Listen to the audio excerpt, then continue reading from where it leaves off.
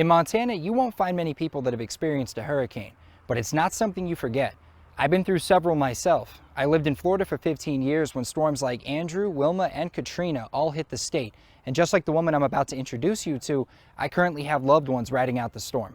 I basically grew up in Florida and spent my whole life there and have experienced more hurricanes than I can count. DC Alert now calls herself a Montanan, but for the majority of her life, she lived in Florida and knows firsthand the devastation a hurricane can cause. Every year you get your hurricane kit ready and you hunker down. So you make sure you have all the water and the flashlights and the tarps and not the last year I was there, but the year before, we had four hurricanes. And one of those years, I lost my fence and I lost my roof. Hurricanes can take a personal toll on families, but for Alert, she dealt with the storms on an even bigger level while working for Disney helping stranded visitors. Make sure, like I said, the guests are fed.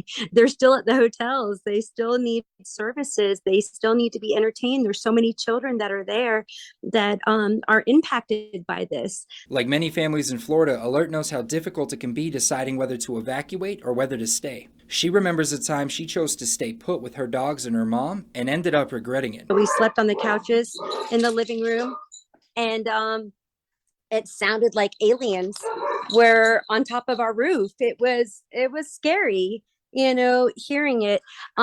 Thinking back now that if I ever experienced that same type of hurricane, I probably would have sought shelter. She also knows how long it can take to recover once the storm is gone. I remember one time it took about 2 weeks to get our power back on.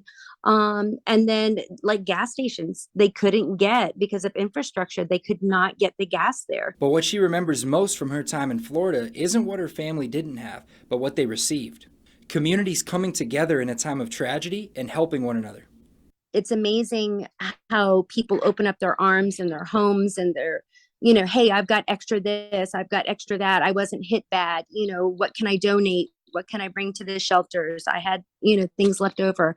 Luckily, I have power or, those things. So you offer it to friends and family. In Billings, Phil Van Pelt, MTN News.